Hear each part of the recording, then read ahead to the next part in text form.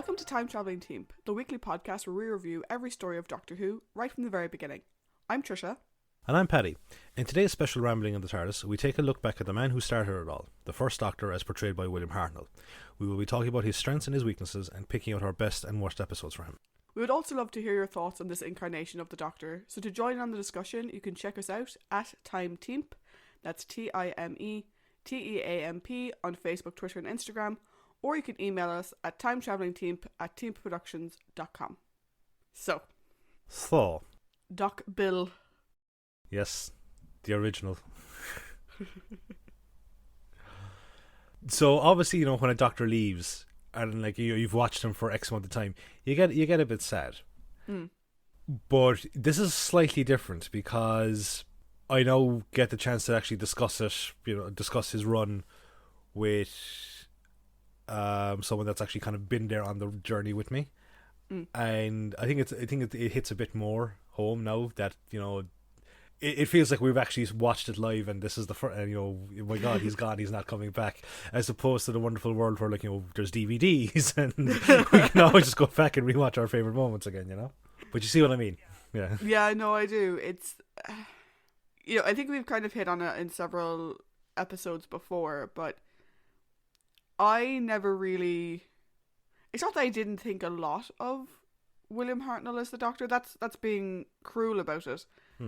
He wasn't a priority Doctor for me, I'll put it that way. When I first started watching Doctor Who back in college, I quickly latched on to Ian and Barbara in his run, and I got pretty much all the stories I could get with Ian and Barbara. And then when that ended, I just didn't feel like continuing with him, and so I didn't. And as well, you kind of hopped around with Ian and Barbara as well. You didn't watch them in sequence. Yeah, I watched them in whatever order I could get the DVDs in. So, yeah. I think I watched the Romans first. Or no, maybe it was Keys and Mariners, because you got me Keys and Mariners. So I think it was probably Keys and Mariners first.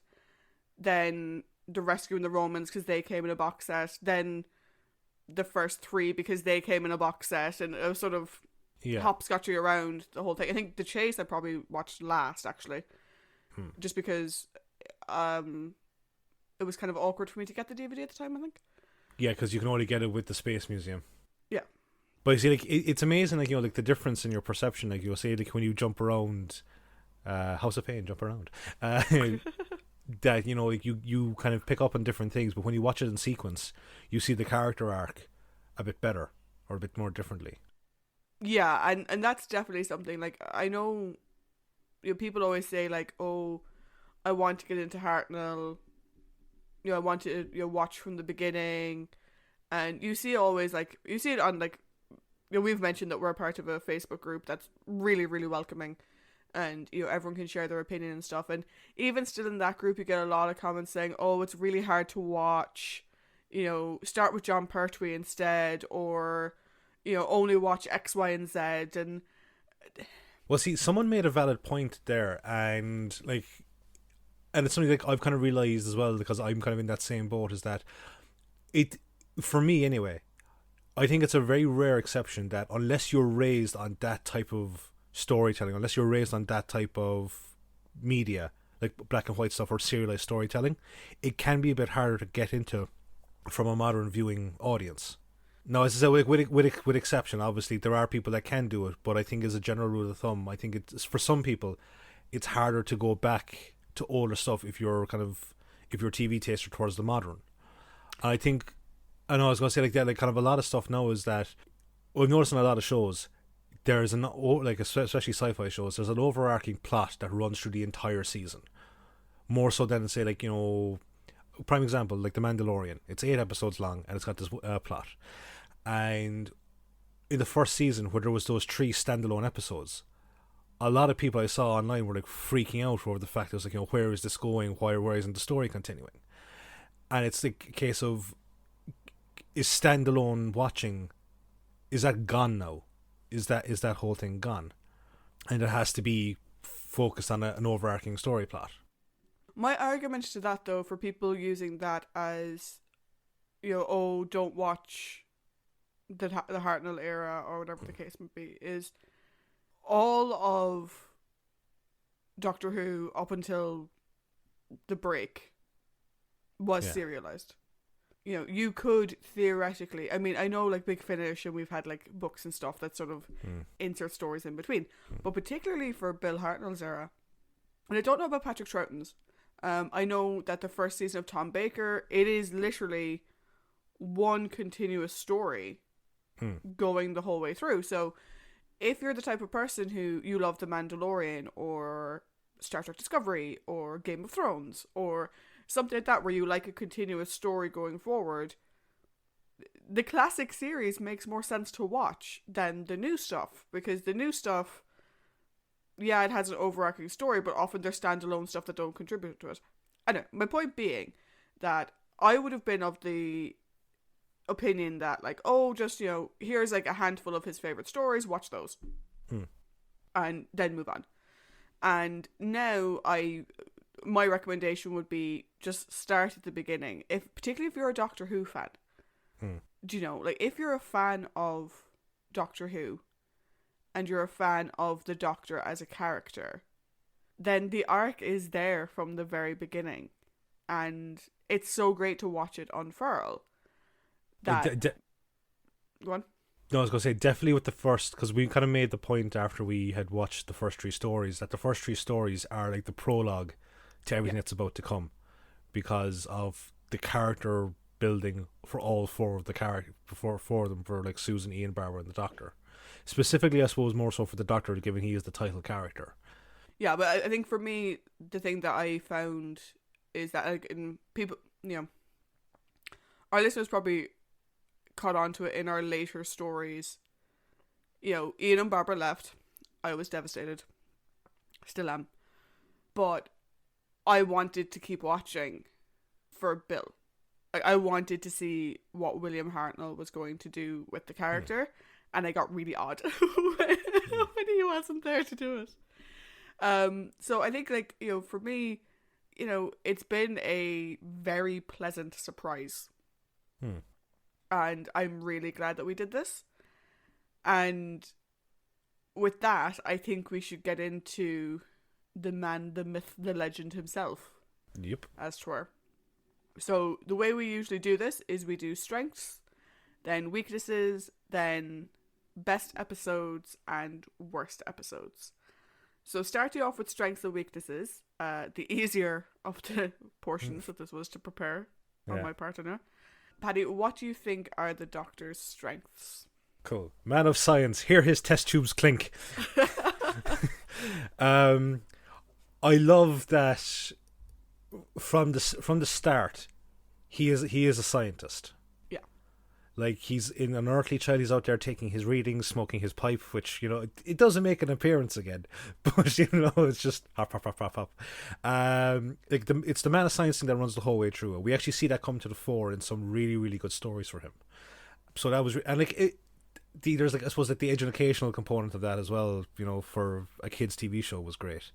I like that he's quite caring and nurturing as well in his own way. Once he gets to know someone, and once that relationship is established, then it's the grandfather figure that a lot of people talk about, and it's really evident in the way that he looked after. Obviously, you know, there was Susan, who was his granddaughter.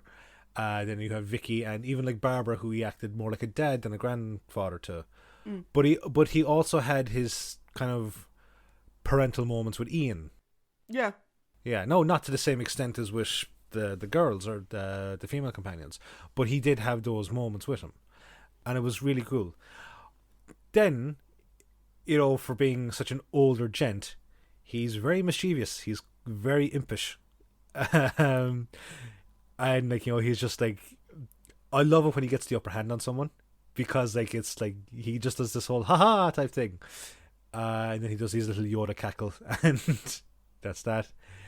And I think the last thing that really, I think it shines through on all the Doctors, and this was something that, you know, a lot of stuff gets lost Doctor to Doctor in terms of characteristics. But obviously that's going to change because it's, you know, a different person playing him. It's not the same. It's not like James Bond.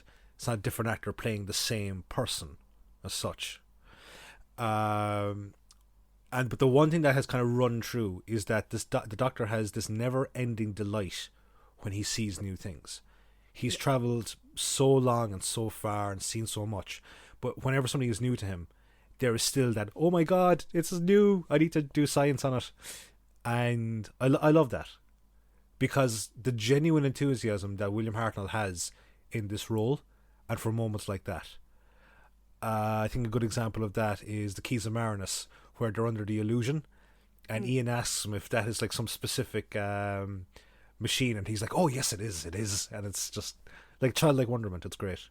How about you? This week I'm going to claim that you read my notes. I was wondering why you were like giving me that look. No, I had two of the same ones that you had. So I suppose I'll do them in the order that you did them. The main thing about this Doctor is, every Doctor has their sort of quirk. Yeah. Tom Baker was the vagabond. John Pertwee is James Bond. Capaldi is the sort of rock star type character, and they each bring their own quirks to it. Dad band. Yeah, but like cool dad band.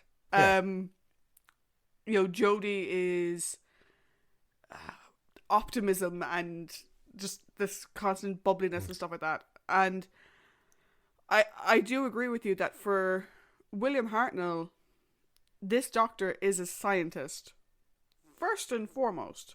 And when I was writing my notes, I was like, this may be a kind of silly strength to pick, really. But I think it's important for people to remember that he wasn't a hero at the start of this story. He wasn't turning up on planets and helping to save the day and helping to defeat the bad guy.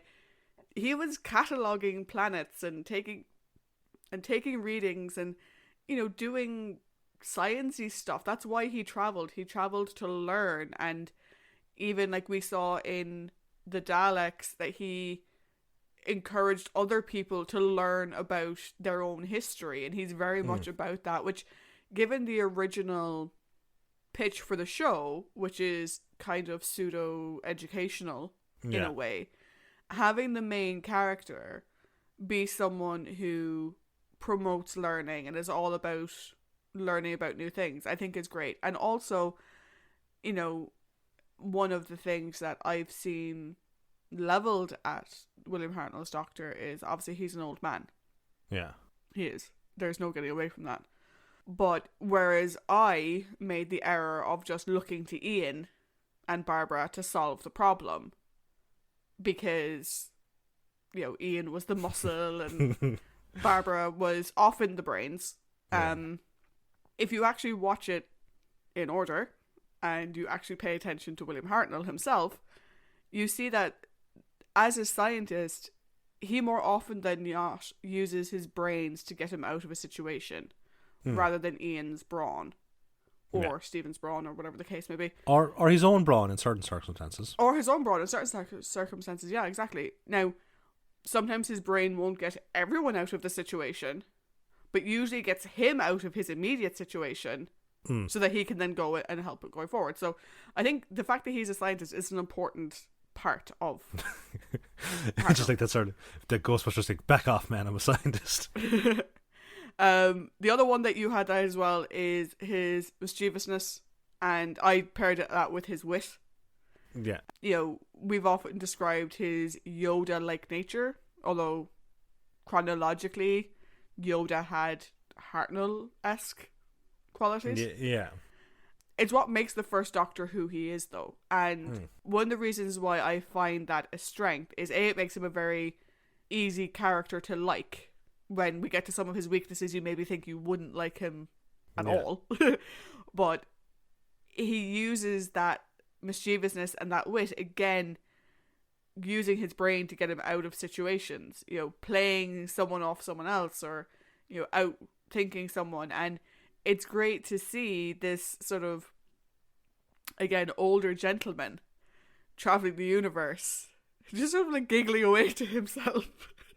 Like when he notices something and he gets this sort of like, yes. And he's just sort of like figuring all these things out and realizing that, like this bad guy has stepped in it, or like they've done this, and you see that sort of he doesn't always play things straight. Yeah. He's quite happy to sort of be a little bit Loki like, or be a little bit whatever, and spring it later. We saw it with, again, going back to the Keys of Marinus, the trial at the end. He knew everything that had happened, and he knew exactly where it was. But as opposed to just saying, here, he knew that in order for it to work, he had to play the long game, and he enjoyed himself while he was doing it. Yeah. Letting other people walk into it and ruin it themselves. His little Law and Order Doctor Who moment. It was great. His final strength that I have, and again, some may question if this is a strength. However, I think it's a strength of this Doctor and his scientific / historian nature. Because again, he's a lover of history as well. We always say he's a scientist. He's also a lover of history, just to... Yeah. Is his fashion sense. Right? You laugh. But one of the key things that we notice, and it particularly comes up in the Massacre, it comes up again in the Gunfighters, and we see it in a few others as well, the Crusades, it comes up, is he recognizes the fact that if they stand out, they attract attention. Yeah. And particularly in a historical setting, that is not good. No. So, where possible in historical settings, he tries to blend in as much as he can. And that's something we don't get with later Doctors. And I think we should. I think when they moved away from the pure historicals, they also moved away from the blending in sense. And they wanted to make the Doctor appear to be the alien that he actually is. So have him just appear in his normal clothing in these anachronistic settings. I can't say the word. Leave me alone, people. It kind of just made the character stand out a small bit more. But I liked it during Hartnell's run. Yeah, and I like it because, again, it shows the historian and the scientist where he doesn't want to interfere. No. You can't change history, not one line, including, sorry, David, running around Pompeii in a pinstripe suit and a trench coat. To be fair though, he's wearing his normal clothes in that particular setting. Granted, he's posing as a celestial entity because he's a servant of Yetaxa. So maybe he gets a pass on that one. Well, yeah, but as in, actually, even just going from there, after the Aztecs, he makes sure they change their clothes. Yeah, that's true. He's making sure that they blend in because he doesn't want to have an impact. And maybe it was the Aztecs that did it. Do you know? Mm. Yeah, because everything... He decided after the Aztecs, do you know what, we made an impact here we really shouldn't have. Yeah, because what is it, in time, you've got the Romans would be the next, you got Reign of Terror, he dresses appropriately. Yeah. You then have the Romans, he dresses appropriately. Crusades, dresses appropriately. Time Meddler wears a travelling cape to cover his normal clothing and then wears a monk's habit. His style in the Massacre, from what we've seen, is appropriate. Yeah, so after that, everything after that point, I think the Smugglers is probably the only time where he doesn't dress appropriately, where he keeps his normal. Smugglers and Mythmakers are the two. But then again, he's posing as Zeus, so when he's posing as something other than himself, I think you can kind of forgive it. Yeah. Also, when he doesn't know where they've landed, and then he loses access to the ship, that's understandable. Do you know? Yeah. But yeah, so for me, those are his key strengths: is his wit and mischievousness, his scientific / historian nature, and how that plays into his fashion sense, which I love. And as he said, Beau Brummel always said he looked good in a cape. And I want to give a special mention to his fashion sense, to the Web Planet, and the fact that he had a white hat to match his white parka jacket, yeah, which I just love. Cool. Weaknesses? Yeah, I think they're kind of obvious. Well, yeah, obviously he's blatant sexism and misogyny, and it's just there. Yeah, it's there. Yeah, he hates women completely. Yeah, they're only good for cleaning. They're only good for rescuing. We was joke, it? of course. Yeah, the Homer Simpson line. In case you can't tell, we're being sarcastic. Yeah. No, we will get to that eventually, but now was not the time to discuss it. Yeah, I think maybe we might touch it just before we finish up this episode and our thoughts and feelings on that now that we've gone through the entire run. For me, his two main weaknesses are that he is very quick to anger. Mm. He gets angry and belligerent very quickly, particularly if he feels personally offended. We saw it a lot with Ian and Barbara. Even when they were having fun together, he still loses the rag every now and again, particularly if we think about the beginning of the Reign of Terror. Yeah. Where they insulted his ability to fly the episode before. Yeah. And he gets the grump and says that he's going to kick them out of the ship and he doesn't care where they are or when. Yeah. Just get out. Or even, like, with Stephen. Yeah. And, the problem with that attitude is, A, it makes it quite difficult to like him if you're watching stories out of order and that's your first experience with him. But also, it's a weakness in general, do you know? Like, he usually gets it under control fairly quickly in his defense. Yeah. But this sort of hairpin trigger is a bit much. His other main weakness I had, because I only wrote down two, is that he, and this sort of feeds off the weakness, it sort of feeds off the quick to anger piece. He is so self-centered. Yeah. Now this changes over time. Again, give him the benefit of the doubt, right? It does change over time. But again, if we're looking at, the whole story of the Daleks is based around him being completely self-centered. Mm-hmm. Even Reign of Terror, like Susan makes the point of, well, he's not going to want to leave. Now, inevitably that ends up having nothing to do with him. He gets caught in a fire and they get captured. But like Susan had kind of hinted that, like, if that hadn't happened, he still would have wanted to stay there. Yeah. Because he has a personal vested interest. So he can be very self-centered and very much, this is a problem for me. This is bothering me. I want this. And while he gets better at it over time, as obviously our human characters have an impact on him and his empathy grows and whatever, it is still a weakness that, to be honest, never really goes away. All of the Doctors, in my opinion, have a little bit of self-centeredness that runs through them. Yeah. Sometimes that shows out as ego. Sometimes it just shows out as like a superior nature or whatever the case may be. But they do all have this little string of self-centeredness that runs the whole way through. Oh, big time. Absolutely. So like I'd agree with the self-centeredness. I'd also kind of venture like that can lead to him being stubborn at times, like really digging his heels in as to, not wanting to do stuff or wanting to do stuff.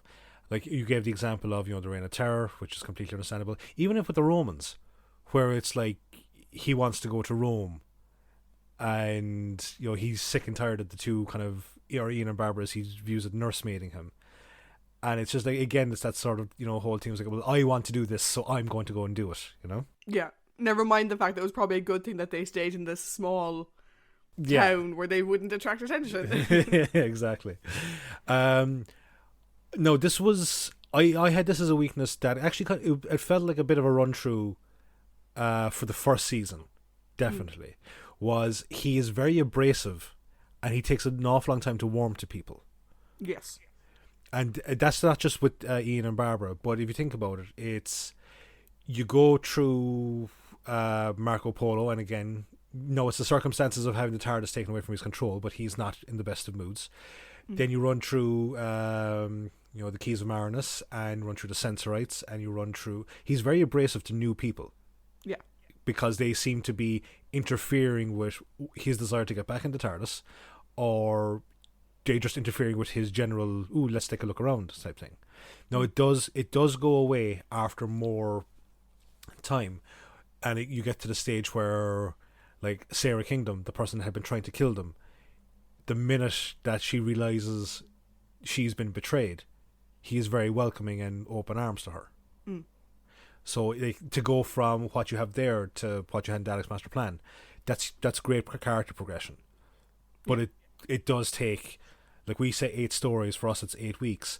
But for the viewing audience, it's the better part of 7 months. Yeah, the better part of a year to get these final kinks worked out with this character. No, I say kinks, not in the sense of like it's character progression. It's the character growth for the Doctor. But it never goes away either, No, it doesn't. Like Ben that, and Polly did exactly what Ian and Barbara did, in the Doctor's opinion. They just burst into his ship. Dodo did the same, and there's that initial belligerence and get the fuck out. Like, who the hell are you? How dare you? And blah, blah, blah. But I think the time that it takes him to get over it is getting smaller and smaller. Yeah, absolutely. But it is the running through of the whole. Like, we even have it in David Tennant's run. The Runaway Bride. It's like, what are you doing in here? How did you get in here? It's just like. In fairness, that was an extreme case because she popped out of the fuck nowhere. So yeah, true. Before we go on to the high points and low points, I don't want to leave it hanging through the rest of the thing. We made the comment there a few minutes ago about the Doctor's sexism and his misogyny. So, for Peter Capaldi's last episode, Twice Upon a Time, which was a special, the First Doctor was introduced again at his regeneration point, and for reasons that I think are completely misplaced, given what Stephen Moffat said in the interview, the Doctor is rewritten to suit a purpose. His characteristics are rewritten to suit an agenda.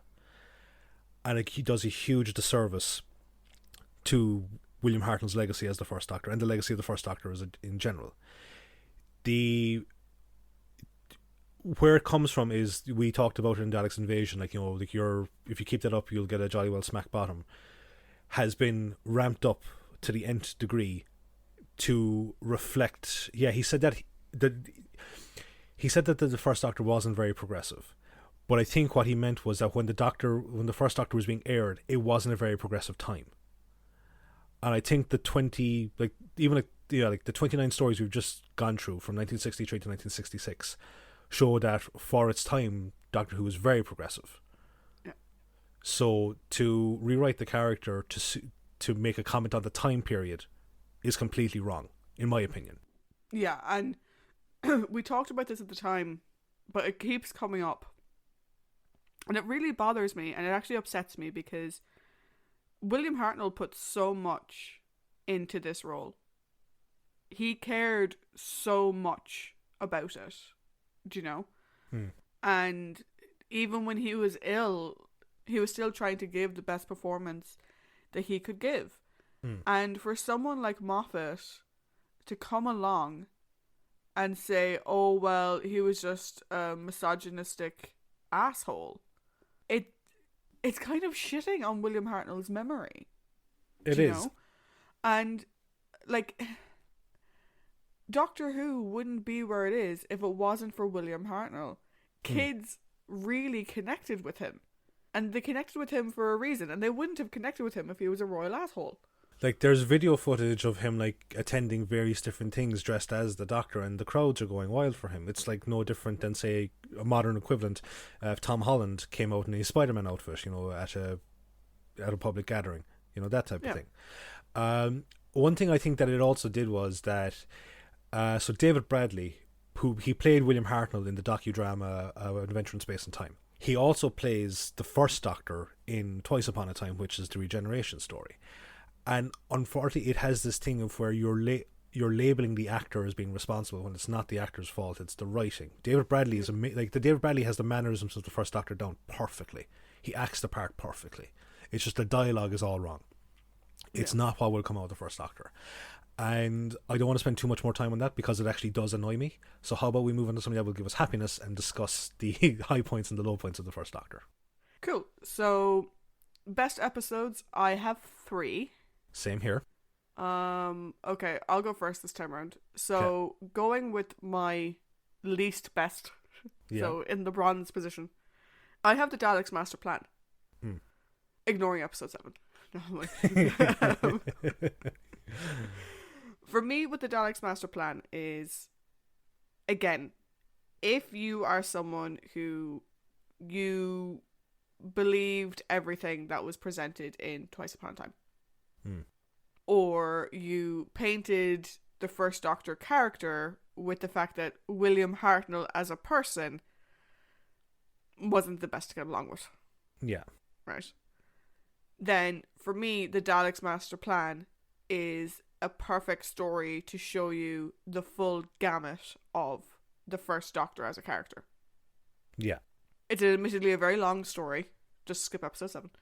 However, you have his intelligence, his wit, his compassion, his anger, all of it. It all comes to the fore in that one story. And his sorrow, most importantly, his sorrow. His sorrow, his refusal to let things play out when millions of people or billions of people could die. His, willingness to sacrifice himself twice in that story. And I think for me, if I have to pick one story that runs the complete gamut from beginning to end, like, it has these sorrowful, heartfelt moments, it has some of the funny moments, it has his compassion, it has his anger, it has his scientific mind. Dalek's Master Plan, I think, is a really good choice. It's a bit long, though, is the only thing. So if you're watching that as your first story, it's also very depressing. That might be taking a little bit to get used to, but if you're someone who is like, I just want to see what William Hartnell was like, and you kind of know going in, it's going to be a bit of a depressing story with 3 companion deaths, then, I think it's a very good representation of him as a character. No, I agree. That's, to save a small bit of time, that's actually my number 3. It was nearly the Sensorites, because he has such a very strong performance in the Sensorites in terms of, because Ian is taken out of it for a bit due to the fact that he gets sick. But the Doctor, that's his real science episode. He's trying to come up with a cure. We get the montage of him doing science. His really silly checklist. Yeah. Hey, no, don't knock the checklist. Do not knock the checklist. I love a checklist. I love a good checklist. But like we talk about like his fashion sense. We talk about like, even when like the ship is being taken over, like the controls of it, he regains control of it back. Also, without the support of any of the Sensorites or without Ian, like his secondary science bro, he goes into the cave system by himself. And after knowing that there's stuff in there that's lethal, he still decides to go back in there. So like that was nearly my number 3. But the reason I think that I picked the Daleks Master Plan over the Sensorites is that it's a much longer story, so we do get to see that full spectrum of the Doctor, William Hartnell's acting ability first and foremost, but the Doctor's full range of emotions. And unlike the Sensory, we got to see sorrow, not once, not twice, but thrice, 3 times, to various different degrees. And like, I think I passed the comment on, in our review of it, is that this is the first time that, even though like technically he's won, the Doctor has lost. Because he has lost. He's saved billions, but to him, a loss is a loss, and he can never get that back. So yes, it's long, and like we refer to it as the first epic story. That's because it is. It's an epic tale, and it is well worth the watch, except for episode 7. So, what is your number 2? My number 2 spot, and 2 and 1 flipped. Okay. Several times, but I'm going to give my number 2 spot to the Aztecs. All right. Because for me, the Aztecs was the first time we really get to see intelligent, compassionate, caring, fun Doctor, like properly. And he's just such a blast in that story. The Love Doctor. The Love Doctor, as you say. He's just such a blast in that story. But still, even with all of that, for me, I had an issue with the end of Edge of Destruction. And we discussed this at the time. Where Barbara was very forgiving of someone being an absolute dick to her. Yeah. And I argued that he didn't actually apologise to her properly. But I love the relationship that they have. And for me, the Aztecs was really the center point of that relationship. Do you know? And it was really, for me, a big building block of where the Doctor and Barbara got. And to go back to what we were talking about a while ago with people saying that the Doctor's a misogynist and sexist, whatever, his relationship with Barbara alone shows how that's not true. And the Aztecs is, for me, the definitive moment of their friendship. Because their arguments back and forth, it's not a condescending man talking to a woman. I would view two equals, because he knows Barbara is a teacher. He knows that she's educated on this point in time. So he's trying to make her see the full ramifications that are like outside the scope of any human being, be they man, woman, or whatever. And her goodness and her belief and like that desire to do good, that's what the two arguments are. And what's your number one? My number one is the Romans. Alright. Is there a specific reason why it's number one? Because it's the Romans. It's amazing. He's amazing in it. Cool. And he plays Nero like a fiddle or a lyre, I suppose. Right. My number two is the Romans. Because the Romans is just a fun story. Yeah. That's all it is. And like, no, we discussed the whole thing with Nero and his obsession with Barbara. But like aside from that point, it's just a fun story the whole way through.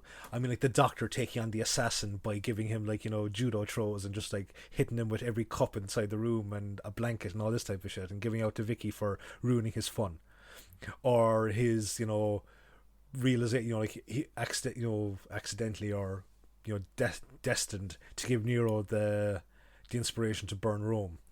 It's just a fun story. That's all it is. The Aztecs is my number one because of, for a 4-episode story, so much happens in it. And I know that we said that Caroline Ford unfortunately was absent during it. She had our pre-filmed inserts. But the writing for that story, for each of those 4 characters, is just, chef's kiss. It's just, mwah. It's fantastic. And when it comes to Hartnell, it's his best performance because we get to see his traveller in time. Like, you cannot change history. You cannot rewrite history, not one line. We get to see his softer, caring side with Kameka. I think I've just gotten engaged. His joviality. Yeah, I think that's the word. I think that's how you say it. With everyone. With Ian, with Barbara. We get to see his concern, when Ian is trapped in the tunnel. Or when, Ian's in the fight, or just anything. Whenever anyone happens to his family, he's concerned. But one kind of, I think it's like a nice little crowning piece in that story, is the very sweet moment where he almost leaves Kameka's love token behind, and then he decides to bring it on with him. Yeah. So we talked about, Dalek's master plan being like the full spectrum of everything across this big epic tale. I think we get almost as much, and the seeds for everything else, in the Aztecs. And the Aztecs is normally I go, when people ask me, what's a Hartnell story to tell, to show people. If I want them to have fun, I'd go with the Romans. But if I want them to get a sense of Doctor Who under Hartnell's tenure, I'd go with the Aztecs. Yeah, I think for me, the reason why I flipped them is I agree with everything you say about the Aztecs. Yeah. And I think the fact that we have the Aztecs and the Daleks' master plan as the sort of snapshot in the epic, I think works quite well. I think for me, the reason why I prefer the Romans personally is we see his Yoda-ness full force in the Romans. And that's what I love about Hartnell. Yeah. I love the intelligent, caring, compassionate aspect we see of him in the Aztecs. I love all that. I think that's great. But for me, watching the Doctor kind of be the one who bumbles from scene to scene. Things keep happening around him. But the reason why I think it stands out really well for like the portrayal of the Doctor is with that fight scene, we can see that, and this kind of sets up what happens later.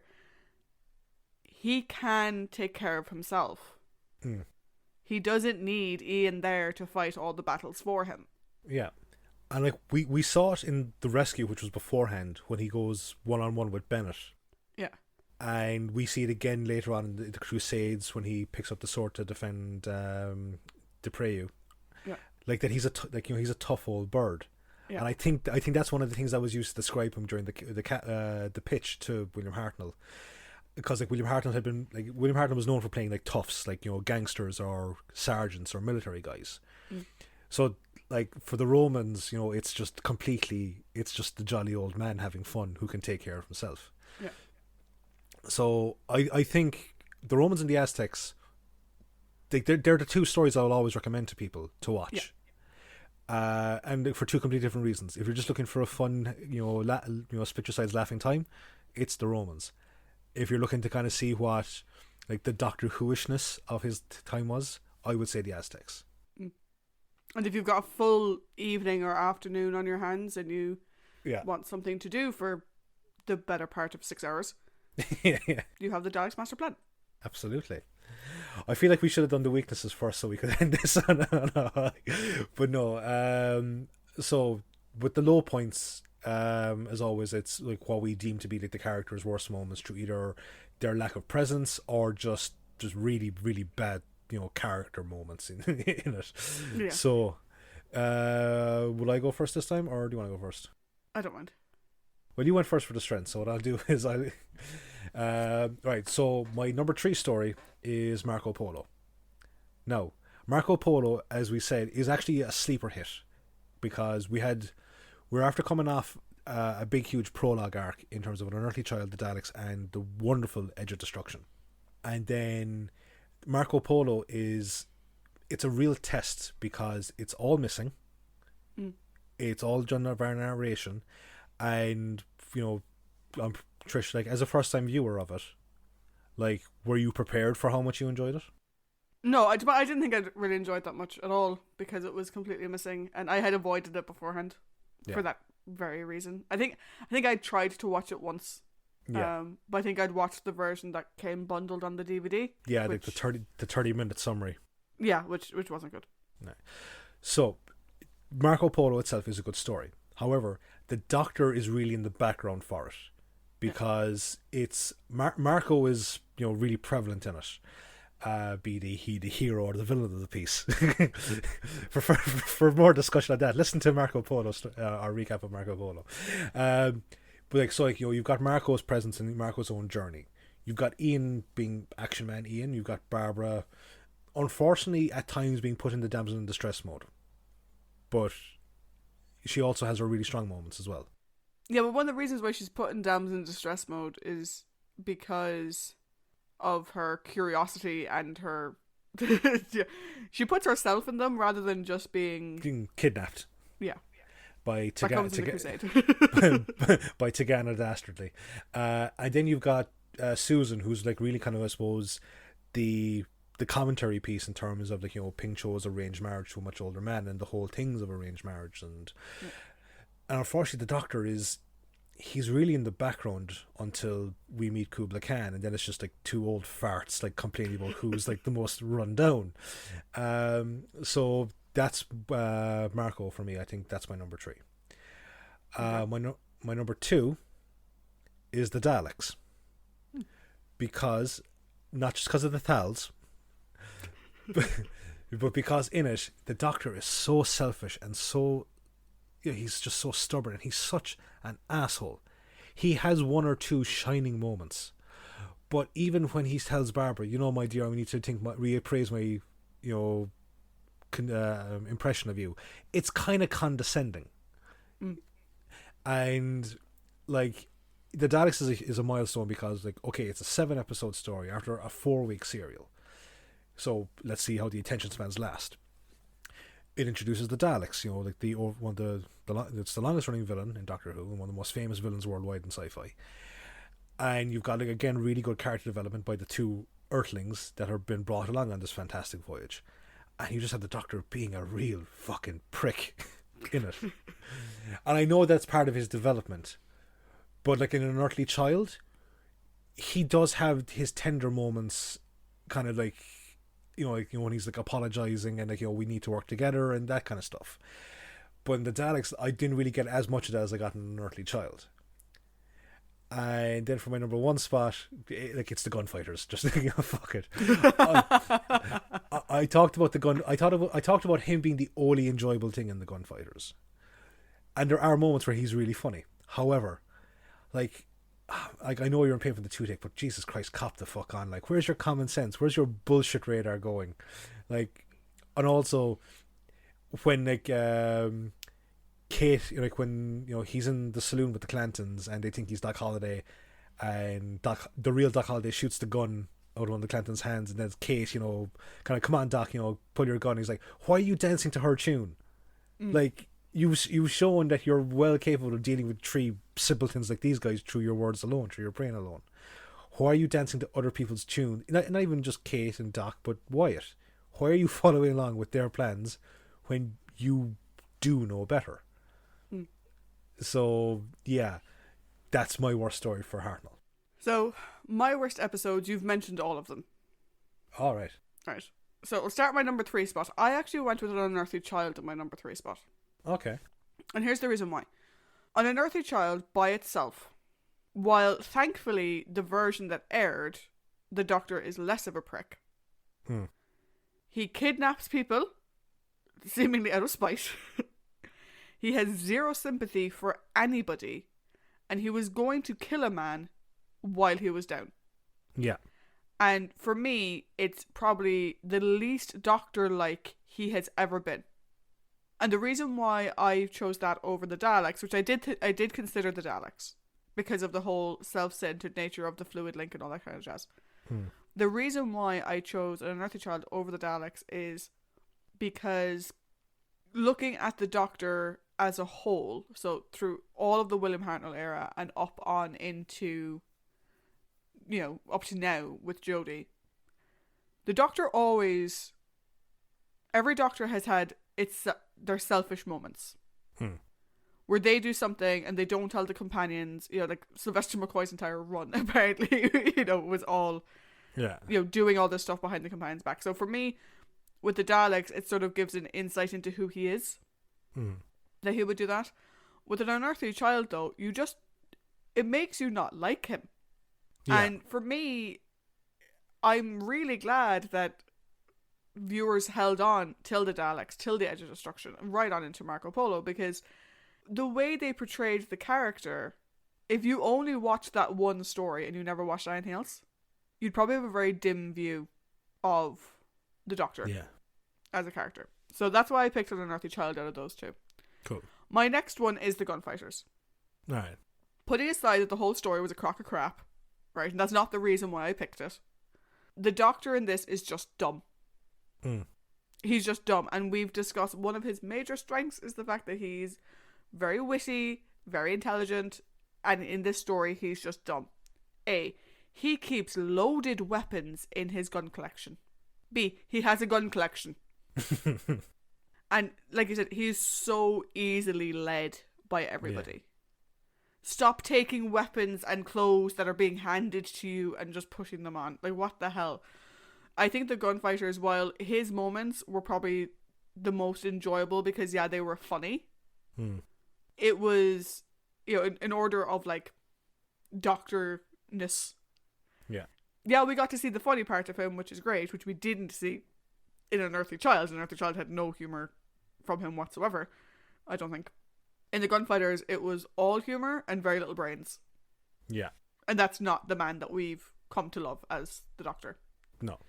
My last one was really difficult, and it was a toss-up between Marco Polo and The Massacre. Both are Doctor Who light stories, as in there's very little of the Doctor in them, which I didn't realise until watching Hartnell's era, how much I don't like episodes that he's rarely in. I didn't know that was an issue I had until I watched William Hartnell's era. Unless Ian and Barbara there to take up the slack. Yeah, exactly. The reason, like, Marco Polo is overall the better story. By and large. However, I think the Doctor contributed less in Marco Polo to the story. He didn't contribute a whole lot. No. And the bits that he did contribute, like, this is what condensation is, weren't great either. Even in his face-off with Kublai Khan over the game of whatever they were playing, he loses in the end. You know? There was no sort of, like, hey, I won at the end of it. He lost at the end, and he lost a great deal. The reason why I picked it over the Massacre, though, is I don't like the Massacre. I made that very clear on the day. And I don't like the fact that the Doctor was hardly in it. But oh my heart, that monologue at the end. I can't hate him. I can't pick the Massacre as a worst Doctor episode based purely on that monologue at the end. I was going to make a special reference to the Massacre in the sense of he's not in it enough to what I would say he's not in it enough to warrant to coming into the discussion of whether it's a good or a bad episode. Because as we discussed, as a Doctor Who episode overall, it's not great because of the fact that he's not in it. Yeah. Now, I said as a story, I loved it. I thought I was really engaged into the story. But in terms of like the Doctor Who aspects of it, like Stephen's contributions and the Doctor's contributions, they're just not there enough. But the monologue needs a special mention because, like, that is a monologue worthy of going into a high point category. Oh yeah, I was so torn because in my mind, the Massacre is a very bad, like, if you, like, in terms of the Doctor as a character, and like if you wanted to pick an episode to watch the Doctor as a character, the Massacre is a terrible choice because he's hardly in it. But the monologue at the end, like, at one point I was considering putting it in the best episodes based purely on that monologue. Exactly, because it, as I said, like, the episode itself in terms of Doctor Who is not great. But in terms of the monologue at the end, it's worthy of going up there with the rewriting of the history, anything he said in the Daleks Master Plan. So, like, that's why we were torn over it. And our friends at Half Measures, Dan and Paul, like, they tweeted that they thought it was the best episodes that we had done, hands down, because of the discussion we put into it. So, thanks, guys. But it's a great story for discussion. I would view it that way. In terms of Doctor Who, in terms of the Doctor Who aspects of it, that monologue is the only thing Doctor Who-ish of it, and it's heartbreaking. So it's heartbreaking. It's beautiful. So I think we should just have it be its own special thing for this rambling. Yeah, and so that's it for me. So I think it's interesting that we're pretty much on the same page when it comes to Hartnell in terms of his strengths and weaknesses, our high points and low points, which makes sense because you and I often share a brain. Yeah. Now that we've come to the end of Hartnell, though, how do you feel about moving on to Patrick Troughton?